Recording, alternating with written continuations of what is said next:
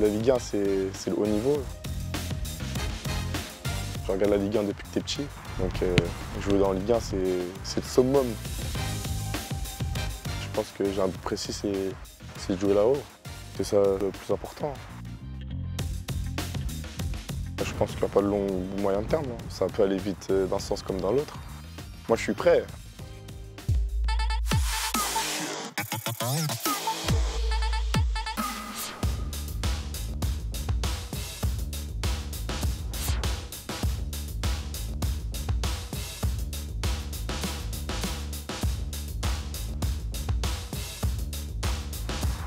Salut Melvin. Salut. Ça va? Ouais, ça va et toi? Ouais, ça va. Je te connais pas, mais on m'a dit que t'étais un kamikaze, c'est vrai ça?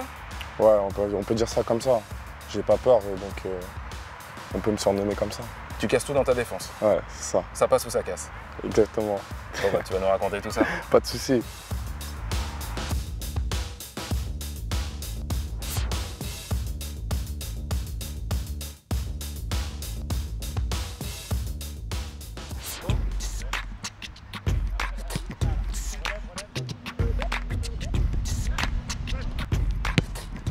Quand j'étais petit, il n'y avait pas de gardien dans mon équipe. Ça veut dire on m'a mis gardien de but.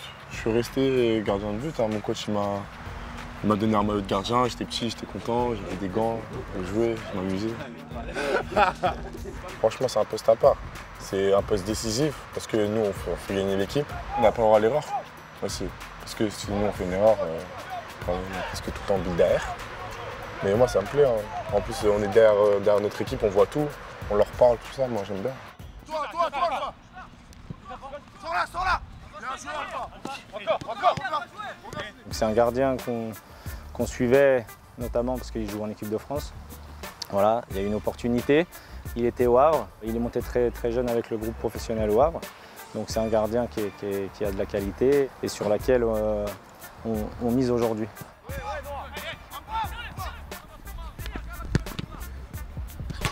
À quel moment l'idée d'une carrière professionnelle, elle germe en toi? Dès l'âge de 15-16 ans, je fais les pré-France pour aller en équipe de France U16. Au bout de la deuxième sélection, je suis appelé.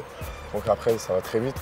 Ça va très vite. Je suis monté avec les 19, la réserve. Voilà, le monde pro, c'est pas très loin, on va dire.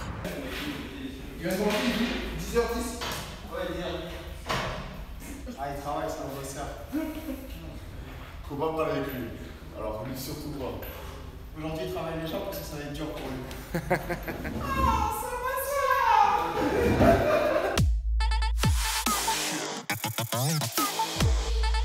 Ton premier souvenir de foot, Dans le club de mon quartier, quand j'étais tout petit. c'est quel club? US Tréfilerie. Ton meilleur souvenir comme joueur?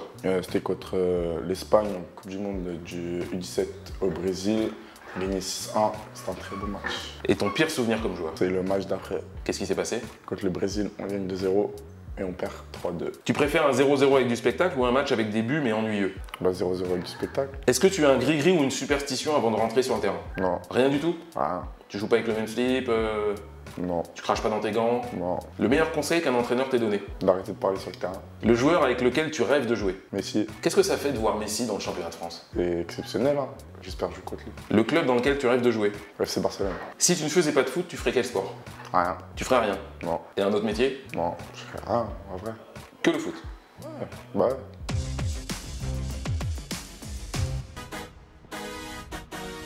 C'est un gardien moderne. C'est un garçon qui a le sens de l'anticipation, qui est bon sur sa ligne, qui a des réflexes vraiment de qualité. Garçon explosif.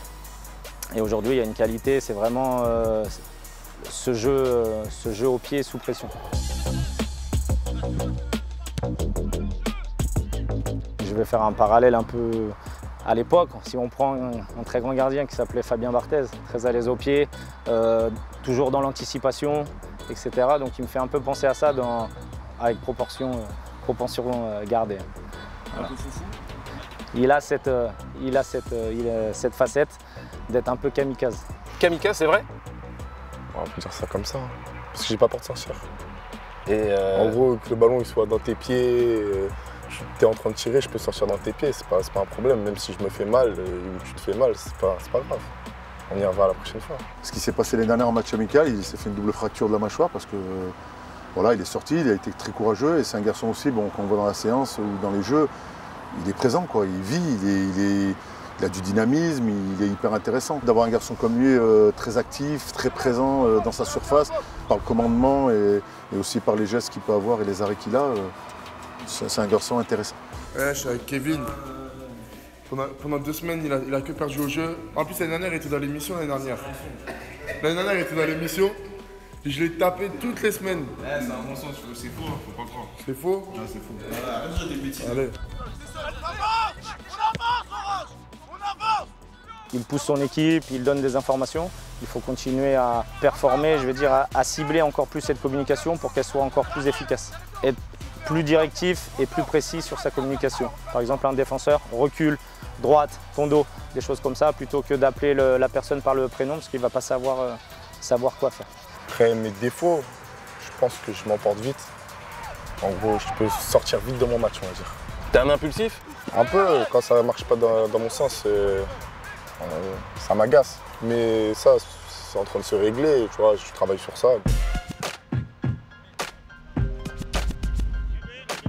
Aujourd'hui, domaine de progression, on a le jeu aérien. On est sur de la post-formation. Ils s'entraînent également la moitié du temps avec l'équipe première. Aujourd'hui, c'est avoir du temps de jeu en N2 pour essayer de franchir les étapes, emmagasiner de l'expérience et pourquoi pas aujourd'hui aller au monde professionnel.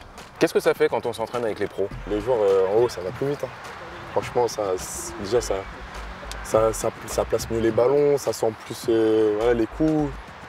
Faut pas que tu fasses un pas à droite, sinon tu la mets à gauche. C'est ça, hein. C'est la Ligue 1. Ton passe-temps préféré quand tu ne fais pas de foot? Dormir. Ah, t'es un siesteux, toi. Ouais, de fou. Le dernier film que tu as vu? Babysitting. Ton film préféré? Scarface. Ton chanteur ou chanteuse préférée? Nino. Qu'est-ce qu'il chante? Je rappe. Le dernier morceau que t'as écouté? Joule, Paranoia. C'est quoi le refrain? Dans ma paranoïa. Paranoïa. Je suis pas un très bon chanteur. Ton dernier post sur Instagram? C'était la photo officielle de Angesco. Tu tweets? J'ai Twitter, mais j'y vais une fois tous les mois. Et Snapchat?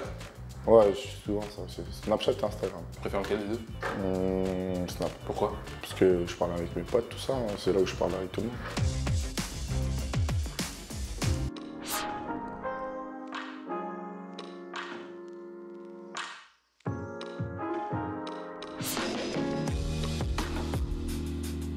Mes ambitions, c'est d'être en haut et rester en haut. Travailler pour jouer en Ligue 1. C'est ça qu'il faut. Tous les jeunes gardiens qui ont été lancés, souvent ils ont été lancés par défaut, entre guillemets, parce qu'il y avait des blessés. Et le jour où il aura cette chance, ça sera à lui de répondre présent sur ce moment bien précis. Le fait qu'on l'ait fait signer professionnel chez nous 3 ans, l'objectif c'est aussi de l'emmener chez les pros. Alors après le positionnement, on a Paul Bernardoni qui est très présent, Petkovic et Anthony Mandrea, donc à lui d'aller chatouiller un petit peu tout ce monde-là. En tout cas, moi je souhaite qu'il monte assez vite avec les pros et surtout qu'il ne revienne plus avec nous. Je suis jeune, donc j'ai la chance de jouer en N2 déjà. Tant que je joue, après je peux être amené à jouer directement là-haut. Donc si on m'appelle, je serai présent.